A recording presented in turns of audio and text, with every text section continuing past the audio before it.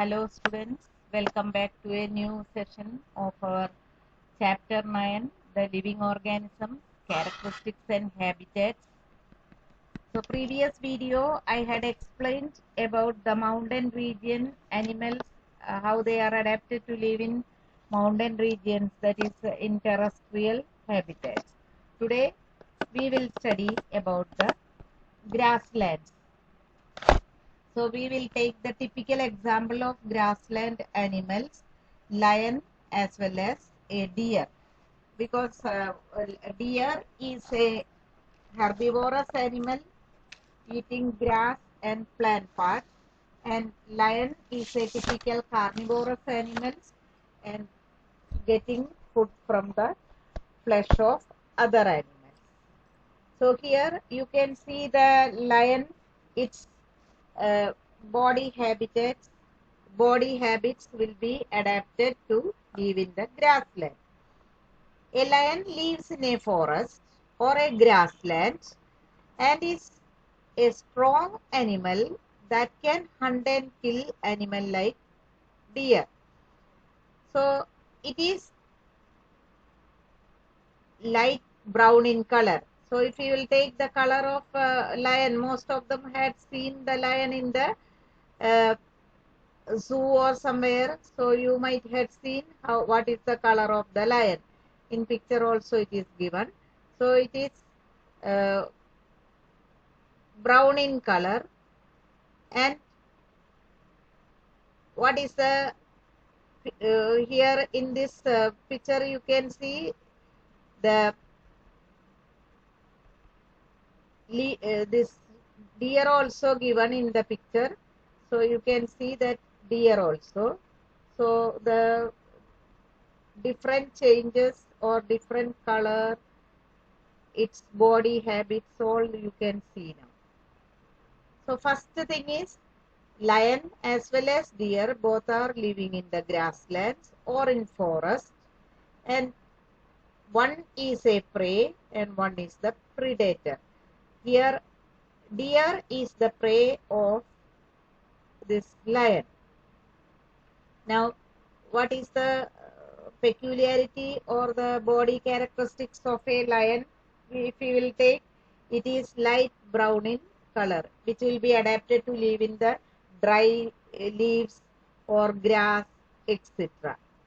Then next thing is about the eyes. You see the picture where the eyes of this animal is seen.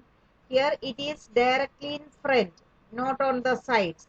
But look at, in the case of deer, the eyes are on the sides. So here this lion, tiger, etc., its eyes are in the front side. And in the case of deer, antelope, rabbit, etc., their eyes are on the sides. So these are also very peculiar way it is adapted to live in such conditions. Now what about their body nature? Lions have long claws in their front legs that can be withdrawn inside the toes. So if you will observe very clearly, you can see on its forelimbs or front legs there are very sharp pointed claws are there on the toes, which can be withdrawn inside, and if they want to tear the flesh of animals, it will comes out. So it will help this animal to tear the flesh of other animals. Now its brown color helps to hide in the dry grasslands when it hunts or hunts for prey, that is animals to eat, because they are particular carnivorous animals. The eyes in the front of the face allow it to have a correct idea about the location of its prey, where its prey or the animal which is going to hunt, that will be standing, it can very easily see. Now about deer, if you will, it is also an animal living in the grassland or forest. A typical example is a deer. Deer is another animal that lives in the forest and grasslands. It has a long teeth for chewing the hard plant parts, plant stems of the forest because it is a herbivorous animal. A deer needs to know about the presence of predators like lion, tiger, etc. So, in order to run away from them and not become their prey, so they are having that sense to know where their predators are there or not, and they can run fast. So, the deer and the antelopes can run very fast in the forest. It has long ears to bear the movements of predators. So, its ear also you can see how it will be very sharp. That means it can understand the very minute sounds also. You see its ear, very big one, and it can absorb the sounds, very minute sounds of the predators coming very near to that. Then about the eyes, just now I told, the eyes on the sides of its head allow it to look in all directions of danger. So here you see its eyes are on the sides, so that from both the sides it can see the animals which is going to hunt them coming or not. So you can see these all things, how the animals are adapted to live in this grassland. So what are the characteristics of these animals? Just now I told, the deer is another animal that lives in the forest and grasslands, and it has long teeth for chewing the hard plant stems of the forest, and a deer needs to know about the presence of predators in order to run away from them and not become their prey. It has long ears to hear the movements of the predators. The eyes on the sides of the head allow it to look in all directions for the danger. The speed of the deer helps them to run away from the predators. So there are many other features of a lion, a deer, or other animals and plants that help them to survive in their habitat. So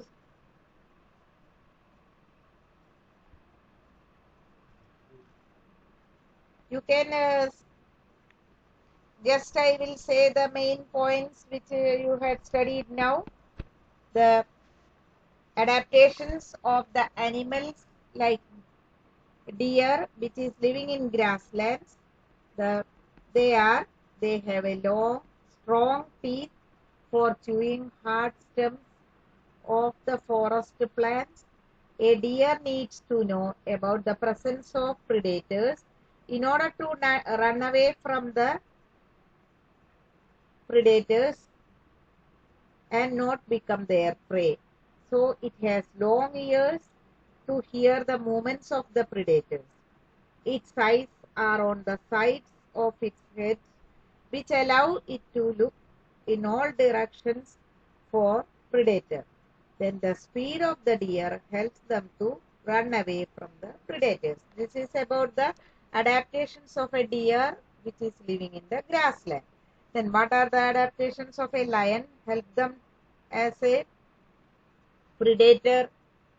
The following adaptations of a lion help them as a predator are: first one, a lion lives in a forest or a grassland and is a strong animal that can hunt and kill animals like deer or antelope or rabbit. Its light brown color helps it to hide in dry grasslands when it hunts for prey. The eyes in the front of the face allow it to have a correct idea about the location of its prey. So this is about the grassland adaptation. Now, next part is aquatic habitat. Aqua means water. So, aquatic habitats, first we will talk about oceans. Ocean is a salty water body. So, here what we many organisms we can see, sea animals can be seen in this oceans. Many of them are streamlined bodies to help them move easily in water. There are some sea animals like squids and octopus which do not have this streamlined shape. Octopus having a particular sac-like shape and 8 finger-like bodies are there. Then they stay deeper in the ocean. They generally seen very deep part of the ocean. Very rarely it comes upward near the seabed and catch any prey that moves towards them. However, when they move in water, they make their body shapes streamlined. So when an octopus accidentally comes upwards near on the top portion of the water, then they will change the body shape as streamlined. These animals have gills to help them to use oxygen dissolved in water, like fish. There are some sea animals like dolphin and whales that do not have gills. Whales are mammal. The biggest mammal in the water is whales. So they are not using the gills. They breathe in air through the nostrils or blowholes that are located on the upper part of their heads. I hope you had seen in some movies and all the dolphins, how the water is coming from the upper portion or upper part of its head. Just like what we can say from the pump, water is coming like that. So through that only they will breathe air. This allows them to breathe in air when they swim near the surface of water. They can stay inside the water for a long time without breathing. So they have this peculiarities there. When they will come on the surface of water, they can breathe from the atmospheric oxygen and they can live or they can stay inside the water for a longer time without breathing. They come out of the surface from time to time. So every now and then they come from down to up to take oxygen and again going down under the water, then again coming up. So they can breathe the atmospheric air. I think most of them had seen the activities of dolphins in television or somewhere, how it is playing ball, etc. Now about the freshwater habitat. Just now we told about the seawater, that is salt water. Now ponds and lakes, they are sweet water or freshwater habitat. So here we will take freshwater habitat. We can see some plants like lotus, water lily, vallisneria, all these plants. Some of these plants have roots fixed in the soil below the water. In terrestrial plants, the roots normally play an important role in the absorption of nutrients and water from the soil. So there, in terrestrial plants, the root system is well developed and it can penetrate. There are two types of roots are there on the terrestrial plants. They are taproot system and fibrous root system. So those taproot system having a main root is there, from that so many branches are coming out. And some monocotyledonous plants, fibrous root systems are there, it will be spreading on the surface of the soil. But in the case of aquatic plants, their root system is very weak or very poorly developed. because they are mainly floating in the water, and enough water is already uh, its surrounding, it is there, so no need of roots to go penetrate into the soil to get the water. So in terrestrial plants, roots normally play an important role in the absorption of nutrients and water from the soil. However, in aquatic plants, roots are much reduced in size and their main function is to hold the plant in place. So if you will take a water lily or a water chestnut or lotus plant, you can very easily pluck the plant from the water. So their root system is very poorly or very weak, as it only fixes the plants in that particular soil. The stem of these plants are long, hollow and light. So their tubular stem is there and it is hollow, air is inside. So it can float in the water and it can spread the leaves on the surface of the water. The stems grow up in or to the surface of the water, while the leaves and flowers float on the surface of water. You had seen water lily or lotus plants. You can see only the leaf and the buds and the flower you can see on the top surface of the water. The stem and the roots are under the water, and the stem is hollow, tubular shape and very light in weight, and there are air space is filled in that hollow place, so it can float in the water, and the leaves are very broad and it is waxy also, so that water will not stick on this leaves and leaves will not get decayed. Some aquatic plants are submerged in water. Some cases you can see some particular grass and some other aquatic plants are under the water, submerged also you can see. All parts of such plants are under the water.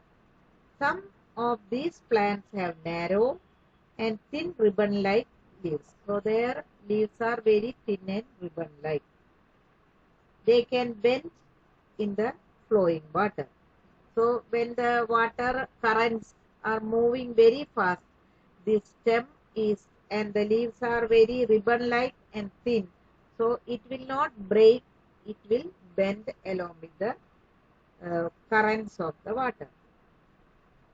Leaves are often highly divided, through which the water can easily flow without damaging them. So if very speedily the water is flowing, these leaves are divided just like fingers. So through that space the water can flow, so the leaves will not get damaged.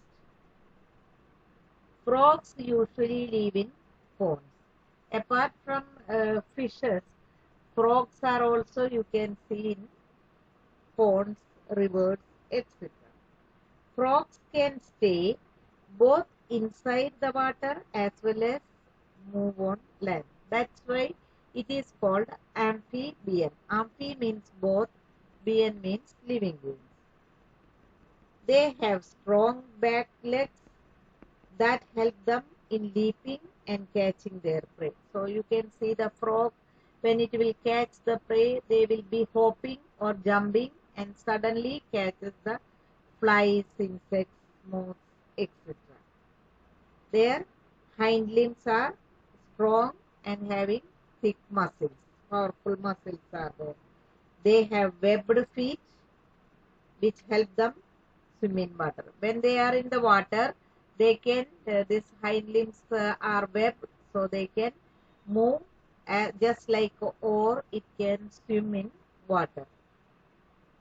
So here you had studied some of the examples of aquatic plants and aquatic animals, how they are different from terrestrial habitats and what particular adaptations are there in each case, etc. So today I had explained about the terrestrial in that grassland habitats and aquatic habitats in that both salt water as well as the fresh water. So frogs and other small fishes are there in the rivers, ponds, lakes, etc. As well as the salt water or sea water, oceans, there are big fishes. Apart from that, whales, dolphins, sea horse, octopus, etc. also we can see they are all adapted to live in such a different situations or adaptations, and their body is mainly streamlined. But in the case of octopus or squid, you can see they are not streamlined, but when they are coming on the upper part of the water or the surface of water, they will change their as body as streamline because they are invertebrates. Fleshy part is there, and mostly they are living under the water bottom part, and they will catch the prey from the bottom portion only. Whales and the dolphins. Whales are mammals and they are not having the gills, but they have, there are some blowholes that located on the upper part of their heads, through which they take from time to time, they come on the surface of water, take the atmospheric oxygen, and then they go deep into the sea or ocean. They can stay there for some more time. Again they will come and will take oxygen from the atmosphere. So these are about the aquatic habitats, both plants and animals. So today I am going to wind up my session. Remaining part of the chapter we will discuss next video. Till then, you read the chapter, try to understand all the points, and uh, listen the video also, read the chapter thoroughly. We will meet again in the next video. Till then, goodbye.